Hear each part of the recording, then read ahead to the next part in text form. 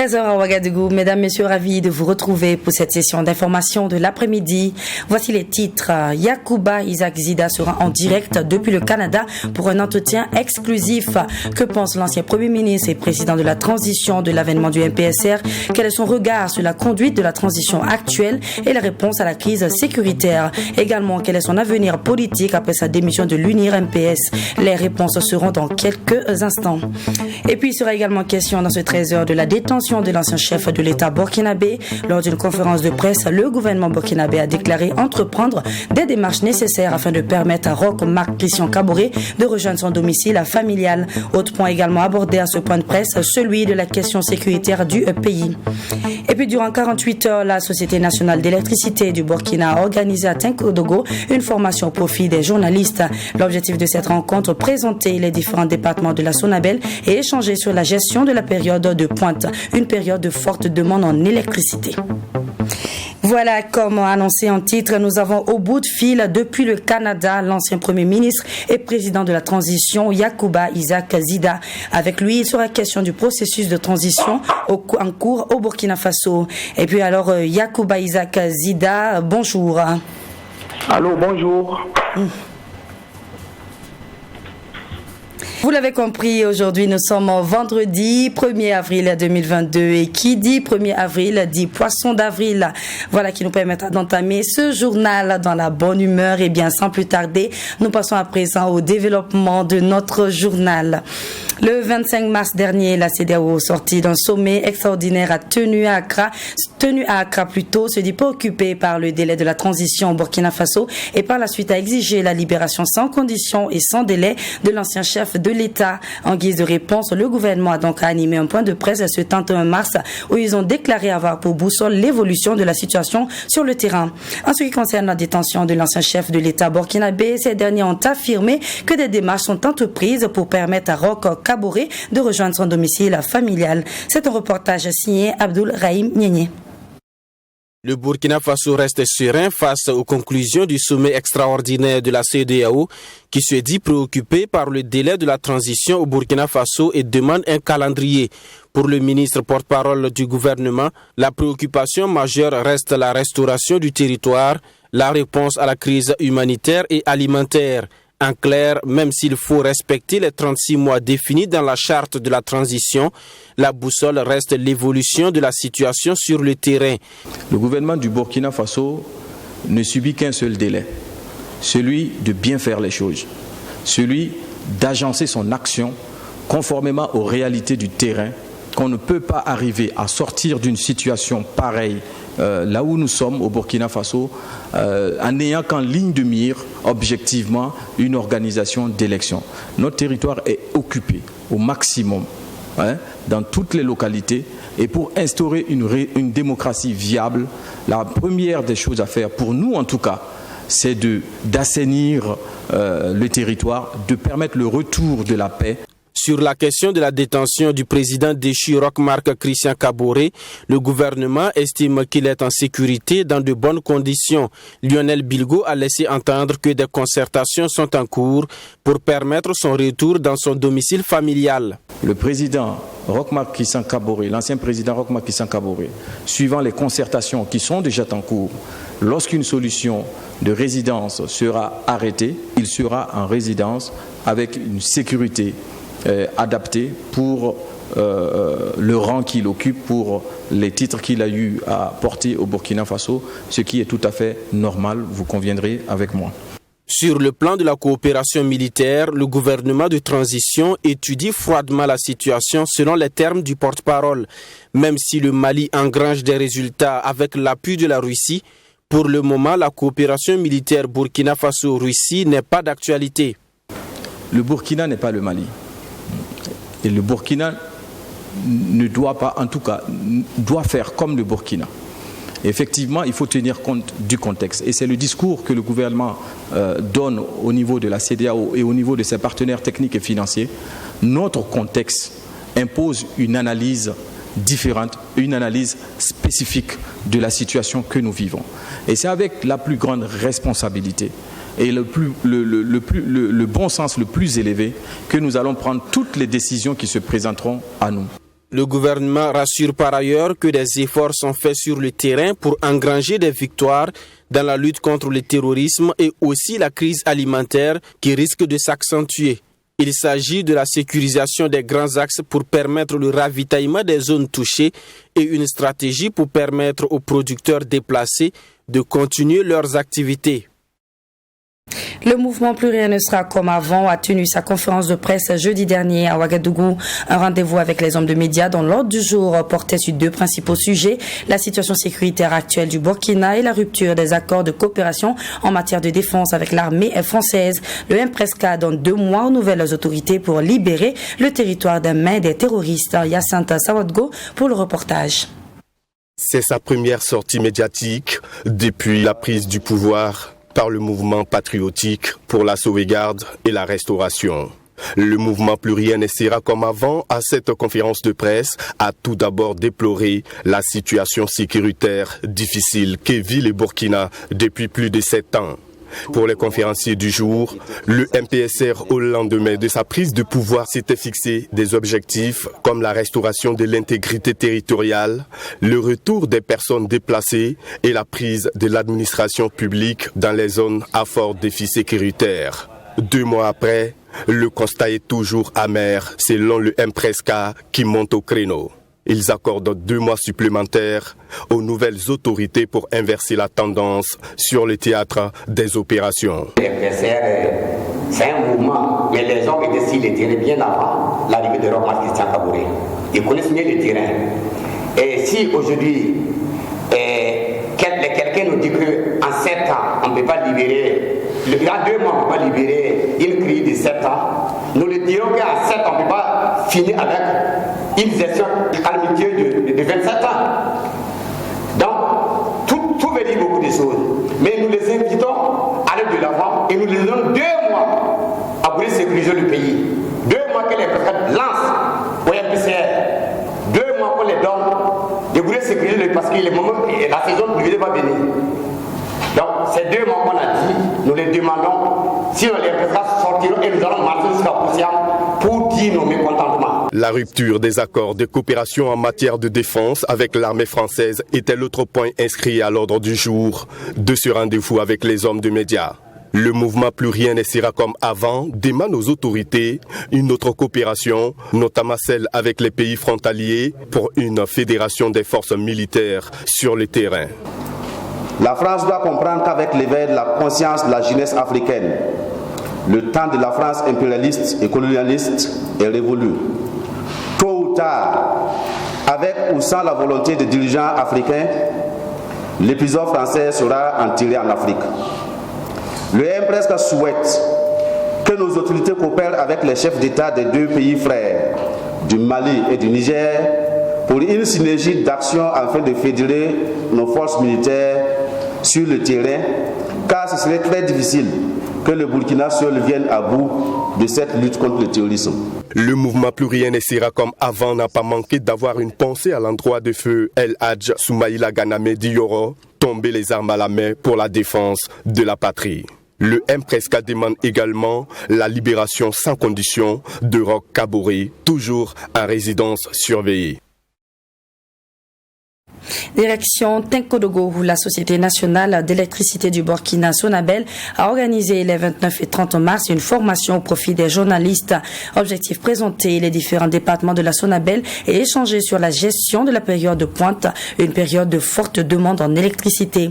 Durant 48 heures, journalistes et techniciens ont pu échanger sur les difficultés liées à la production, au transport et à la distribution de l'énergie électrique. Toutefois, toutes les dispositions ont été prises pour assurer la desserte et éviter les délestages, rassure le directeur commercial et de la clientèle de la Sonabel. C'est avec Maxime Jean-Eudes Bambara. Pour cette session de formation initiée par la Sonabel au profit des journalistes, il est question de familiariser ces derniers au jargon des électriciens, mais aussi échanger sur la gestion de la période de pointe où la demande en électricité est très forte. Cette période de forte chaleur qui s'étend de mars à juin impacte négativement la performance des appareils de la Sonabel, mais le directeur commercial et clientèle de la nationale d'électricité rassure que des dispositions ont été prises pour renforcer l'offre nationale et assurer la desserte dans de bonnes conditions. Oui, l'approvisionnement en général a augmenté. Cette année, nous avons pu mettre au cours de 2020 une nouvelle centrale de 50 MW à Kosodo en service. Donc ça vient renforcer l'offre nationale. Il y a aussi que nous avons notre partenaire agrico-producteur indépendant qui, en tout cas, de nos jours, arrive à nous fournir la capacité contractuelle entre nous. Il y a aussi que au niveau des interconnexions, nous avons reçu des assurances de nos partenaires là-bas d'assurer un approvisionnement à la hauteur des contrats que nous avons signés. Selon donc les prévisions de la nationale d'électricité, sauf cas de force majeure, pour cette année 2022, la production devrait pouvoir satisfaire la demande nationale et éviter aux populations les délestages. Mais que faut-il entendre par délestage? Le délestage, c'est une coupure d'électricité, mais causée, j'allais dire, à dessein, tout simplement pour préserver l'équilibre du système. Pour que le système fonctionne, il faut qu'il y ait équilibre entre la demande et l'offre. Alors si à un moment donné, on a mis toutes les sources d'approvisionnement, toute l'offre en service, et que la demande continue d'augmenter, l'équilibre risque d'être rompu. Si on laisse rompre l'équilibre, tout le système tombe. Donc pour préserver une partie du système, on déleste une partie de la charge. Ça veut dire on coupe une partie de la demande pour préserver l'équilibre pour ceux qui sont restés. C'est ça le délestage. Donc toute coupure de courant n'est pas un délestage. De la production au transport en passant par la distribution de l'énergie électrique, participants et communicateurs ont échangé sur le fonctionnement et les difficultés de chaque maillon de la chaîne. Autant l'énergie est nécessaire aux populations, autant elle représente une véritable source de danger. La ville, il y a des gens qui construisent, qui emprisonnent les poteaux Sonabel. Ils font les kiosques, ils emprisonnent les poteaux Sonabel. Tout ça, c'est des sources de danger. Pour peu qu'un fil soit dénudé qui touche le poteau, ça met toute la carcasse à la masse, et du coup, lorsque quelqu'un vient toucher cette carcasse, la personne peut donc électriser. Il y a aussi il y a d'autres personnes qui construisent dans les couloirs des lignes et qui occupent les couloirs des lignes. Toutes ces personnes sont exposées à des dangers. Du côté des participants, c'est une formation jugée bénéfique. Vraiment, avec cette formation, on a beaucoup appris parce que avec ça pourra nous éviter certains accidents vraiment qu'on n'y pensait pas. Aujourd'hui, vraiment, ces 2 jours de formation, là, on a vraiment profité. On a profité des différentes communications et puis ça a été vraiment d'une belle fracture. Nous avons compris les différents départements qu'il y a au niveau de la Sonabel. Comment est-ce que l'énergie est produite au Burkina? Le fait que nous soyons dans l'ignorance et nous disons chaque jour non, l'interconnexion n'est pas bien, il faut qu'on sache comment produire notre propre électricité. On a l'eau au Burkina, on peut faire ci, on peut faire ça.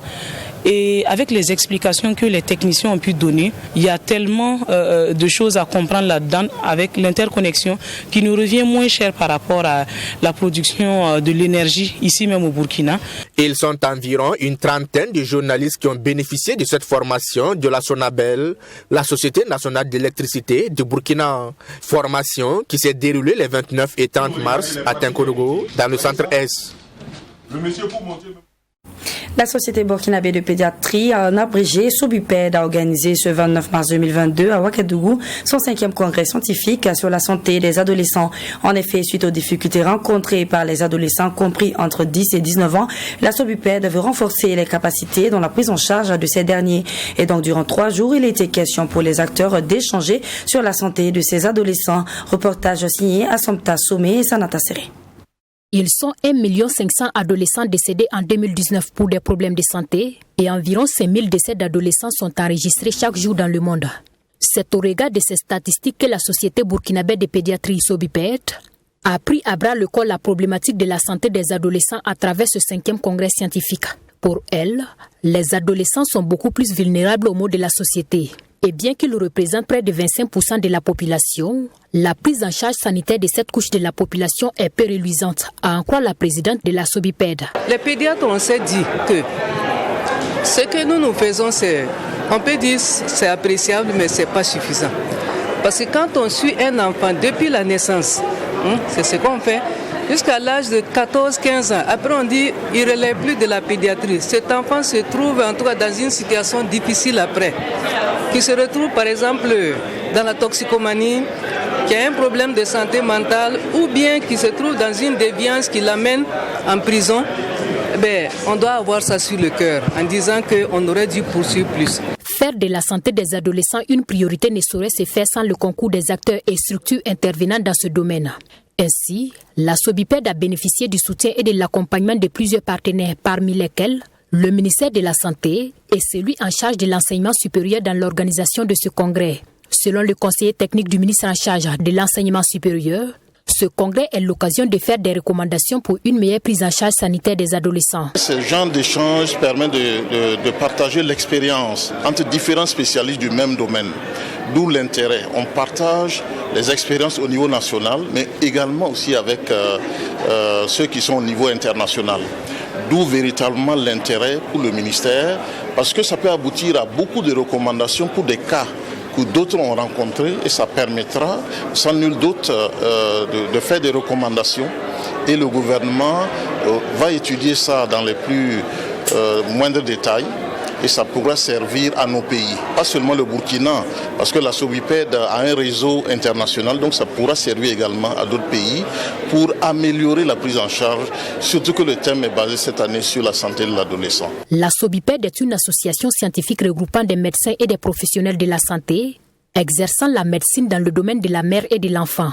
C'est donc dans cette optique que se tient ce 5e congrès scientifique sur le thème santé de l'adolescent dans le contexte de Covid-19 et des crises sécuritaires et humanitaires.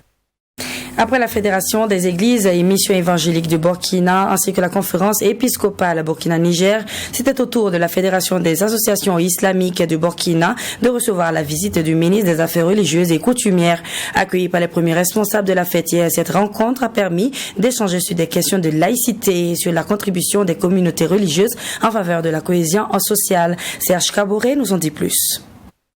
La Fédération des associations islamiques du Burkina FAIB a reçu la visite du ministre des Affaires religieuses et coutumières pour la 3e étape de sa visite auprès des communautés religieuses. À l'ordre du jour, avec les premiers responsables de cette fêtière, la question de la laïcité et la contribution de la FAIB pour une cohésion sociale réussie au Burkina Faso. Après l'entrevue qui a duré plus d'1 heure d'horloge, le ministre a confié être venu se présenter et écouter les membres de la structure.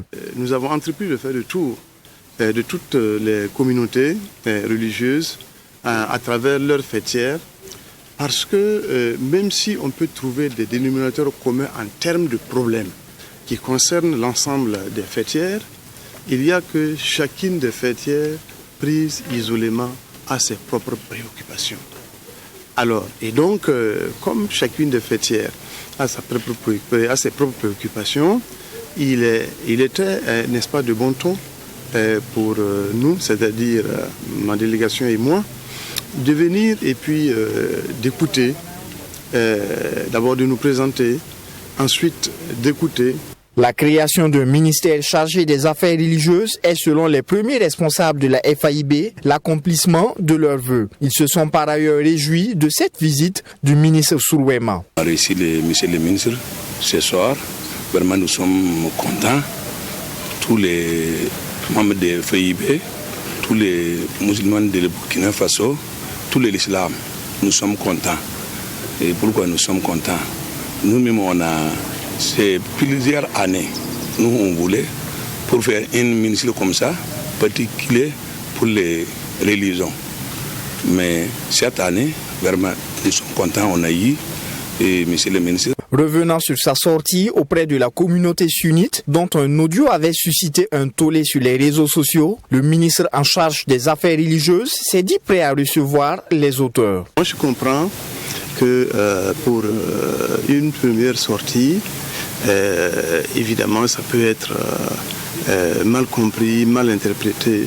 Mais ceux qui ont fait circuler l'audio, je pense que ce sont des gens de bonne foi. Je crois que les gens ont le devoir, ont le droit, mais de dire ce qu'ils pensent, quitte à se tromper. Et c'est maintenant à moi de travailler à apporter la preuve que les gens se trompent. Si je ne le fais pas, j'aurais failli à ma mission. Donc, ceux qui ont parlé, moi je suis disponible, je suis tout à fait disposé à les recevoir, pour que nous fassions connaissance et pour que j'explique davantage le sens de ma démarche. Écrivant dans le livre d'or de la FAIB, le ministre des Affaires religieuses et coutumières Issaka Soulouema a souhaité la tolérance dans les cœurs des uns et des autres, toute chose qui selon lui est un outil efficace pour surmonter les obstacles. Le journaliste et homme de culture Youssef Ouedraogo a mis sur le marché un livre intitulé « Crise sociopolitique en Afrique, rôle des médias dans l'insurrection populaire de 2014 au Burkina Faso ». La cérémonie de dédicace a eu lieu ce 30 mars 2022. Une œuvre qui s'adresse plus aux journalistes et qui permet de mieux comprendre le rôle que le quatrième pouvoir a joué dans l'insurrection de 2014. L'auteur a fait également des recommandations pour un meilleur exercice de ce métier en temps de crise. Abdoulraï Meigné pour le compte-rendu. Crise sociopolitique en Afrique, rôle des médias dans l'insurrection populaire de 2014 au Burkina Faso est un livre qui se présente comme un guide pour les journalistes. Selon l'auteur, cet ouvrage vise à permettre aux hommes de médias de faire leur travail en période de crise. Dans l'ouvrage, l'auteur relève des imperfections dans le travail des journalistes pendant l'insurrection de 2014 et fait des recommandations. Et dans l'évaluation, nous avons estimé que par moment, les journalistes ont outrepassé leur devoir d'informer pour se positionner comme des militants politiques. Donc ils ont été en quelque sorte des marionnettes. L'ouvrage propose aussi aux journalistes d'adhérer aux normes déontologiques et bien évidemment aux normes d'éthique lorsqu'ils sont dans des situations de crise. Est-ce qu'en temps de crise, il faut tout dire? Est-ce qu'en temps de crise, il faut créer des canaux pour permettre aux hommes politiques de tenir des propos qui peuvent déstabiliser la stabilité du pays? Malgré tout, le quatrième pouvoir a joué un grand rôle dans l'insurrection populaire de 2014 et ce, à travers des plateaux de débats contradictoires, des analyses qui ont contribué à l'éveil des consciences et participé à l'ancrage de la démocratie. Parce qu'on a parlé de la contribution des partis politiques, on a parlé de la contribution des organisations de la société civile, on a parlé de la contribution d'autres entités, mais on parle rarement de la contribution des médias dans leur ensemble, alors que les médias ont été l'autre acteur de l'insurrection populaire au Burkina Faso. Et à travers donc, non seulement plusieurs rôles qu'ils ont joués en créant des espaces pour permettre aux protagonistes de pouvoir donc se rencontrer et de discuter sur l'article 37, mais également les médias ont travaillé à, si vous voulez, à créer une sorte de cohésion sociale en essayant de véhiculer des messages de paix. Né en République de Côte d'Ivoire en 1979, Youssef Ouedraogo est titulaire d'une maîtrise en lettres option critique littéraire à l'université Joseph Kizerbo. Il est également titulaire d'un master en communication média de l'université Senghor d'Alexandrie en Égypte. Nouvelle entrée dans le monde du 7e art burkinabé, Malaika, patrimoine culturel d'une nation qui valorise la culture au Burkina Faso, a été présentée à la presse ce 31 mars 2022 à Ouagadougou. Nous vous proposons donc un retour sur la projection du premier épisode de cette série de dessins animés et de la cérémonie du lancement officiel dans ce reportage signé Fatimata Nikema. Dans le répertoire des films d'animation au Burkina Faso, il faudra désormais compter avec Malaika, patrimoine culturel d'une nation. Une série de dessins animés qui fait la promotion du patrimoine culturel burkinabé. Et cela à travers 26 épisodes de 7 minutes conduits par l'héroïne principale, Malaika. Prends ma fille et dis-moi en quoi puis-je t'aider. Ancienne, à quoi servent tous ces beaux dessins sur les murs? D'abord. Malaika, c'est une jeune fille comme les autres. et une jeune fille dynamique qui est beaucoup connectée sur les réseaux sociaux comme on vit actuellement. Et à travers les réseaux sociaux, elle aussi elle va pouvoir montrer ce que son pays a, les valeurs de son pays à travers les réseaux sociaux. Quand on voit ici sur nos chaînes sont inondées de dessins animés d'autres cultures à travers leurs dessins animés. Et avec la production de ce film, notre souhait c'est de pouvoir, pourquoi pas, insérer notre programme aussi dans le programme des chaînes de télé. Malaika aborde des thèmes en lien avec la cohésion sociale selon ses réalisateurs. Il est question dans les épisodes de l'art, de l'artisanat, de l'environnement et des rites et coutumes du Burkina Faso. On a besoin de la cohésion sociale, éduquer les enfants à travers la cohésion sociale, parce que c'est à travers le dessin animé, les enfants pourront connaître la valeur de la cohésion sociale. Et c'est pourquoi Malaika aussi, les idées aussi de Malaika tournent autour de la cohésion sociale. Malaika, l'actrice principale dans cette série d'animation, est albinos. Selon l'un des réalisateurs, le choix des traits physiques de ce personnage n'est pas fortuit. Un choix pour faire passer un message, celui de l'acceptation de la différence de l'autre. Cette projection presse a aussi servi de cadre pour honorer le travail de personnes impliquées dans le secteur des films et séries d'animation au Burkina Faso. Canal Plus Burkina a tenu une conférence de presse mardi dernier à son siège à Ouagadougou. Un rendez-vous avec la presse qui avait pour objectif d'informer le public burkinabé du 4e titre mondial en Lux Life que va chercher l'homme le plus fort au monde, Iron Bibi. On rappelle un titre détenu par lui-même qu'il ira défendre ce samedi à Leeds en Angleterre. Yacinthe Samadgo nous en dit plus. Cheikh Ahmed Sanou, alias Iron Bibi, défend son 4e titre mondial ce samedi. Avant cette compétition majeure qui se tiendra à Leeds en Angleterre, l'homme le plus fort de Loglift, à travers ses points de presse dans les locaux de Canal Plus Burkina, a tenu à faire le point de sa préparation. Déjà, on est à 4 jours de la compétition, donc mentalement, pour moi la compétition a déjà commencé. Voilà, j'essaie de tout visualiser et je me dis que je me suis très bien entraîné et j'ai le soutien de tous les Burkinabés. Donc c'est le moment vraiment de montrer encore qu'on est fort au Burkina. Donc cette année je vais pour mon 4e titre mondial. Iron Bibi compte sur le soutien du peuple burkinabé ainsi que sur celui de son défunt père pour remporter ce 4e titre. Selon lui, ce titre mondial donnera un baume au cœur des Burkinabés, surtout en cette période où la situation sécuritaire est préoccupante. Je veux que quand même tout le monde soit content et les performances sportives, souvent ça apaise les cœurs. Voilà, donc pour moi ça me donne de la force à travailler dur pour mon pays et je suis même en train de discuter avec les promoteurs là-bas et si on peut voir comment ils peuvent faire des dons, de la charité pour mon pays. Donc on est en train de discuter. Donc souvent les performances ne sont pas juste sportives, c'est en fait qu'est-ce que je peux faire pour mon pays. Voilà, c'est la raison pour laquelle je me bats. Pour le directeur général de Canal Plus Burkina, Iron Bibi est un partenaire sûr et il peut compter sur le soutien sans faille de la société Canal Plus. Iron Bibi nous honore en étant présent ici à nos côtés dans nos bureaux pour lancer cet événement. Iron Bibi, c'est un partenaire de longue date qu'on sollicite souvent, que ce soit pour faire des actions sociales, des dons dans des orphelinats, pour faire des actions de motivation avec nos équipes. Donc c'est un de nos partenaires naturels. On est très heureux de travailler avec lui. Et maintenant, ce qu'on souhaite faire, c'est remplir notre rôle de Burkinabé. On est une société burkinabé, donc on le soutient. Et on invite tous les Burkinabés à le soutenir. 14 athlètes au total sont en lice pour cette compétition. Iron Bibi, détenteur du titre de champion des 3 dernières années avec 129 kg, entend franchir le cap des 130 kg ce samedi et battre du même coup son propre record. Page internationale avant de clore ce journal. La crise institutionnelle s'aggrave en Tunisie. Le président Kais Saïed a annoncé ce mercredi la dissolution du Parlement qui s'était réuni malgré le gel de son activité il y a de cela 8 mois. Une décision interdite par la Constitution dans le cadre du régime d'exception en vigueur depuis l'été. Il a également menacé les députés de poursuites judiciaires suivant ce reportage. 8 mois après l'avoir suspendu, le président tunisien Kais Saied a annoncé mercredi la dissolution du Parlement, portant un coup à l'expérience démocratique en Tunisie, pourtant berceau du printemps arabe.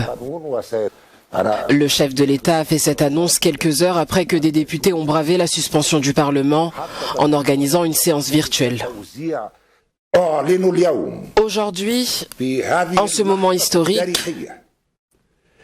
j'annonce la dissolution de l'Assemblée des représentants du peuple pour préserver l'État et ses institutions, ainsi que le peuple tunisien. À l'appel du bureau de l'Assemblée des représentants du peuple, 120 députés sur un total de 117 ont participé à cette réunion en ligne, présidée par le deuxième vice-président du Parlement, Tarek Fertiti. Personne ne sait comment l'invitation a été envoyée pour que cette assemblée se réunisse, car elle a été gelée. Et cette réunion a également été diffusée sur une chaîne étrangère. 116 députés ont voté en faveur d'un projet de loi visant à annuler les mesures exceptionnelles prises par Kais Saied. Les députés, dont des élus d'Ennahda, ont appelé à l'organisation d'élections législatives et présidentielles anticipées. La vie est comme un appareil photo, zoomer sur ce qui est important, capturer les bons moments, développer le meilleur et supprimer le reste. Si le résultat ne donne pas ce que vous souhaitez, c'est simple, recommencer. Je dirais plus persévérer, car dans la vie, seul le travail et l'honnêteté payent. Merci de votre constante fidélité à l'ensemble de nos programmes. Je vous donne rendez-vous demain pour de nouvelles informations.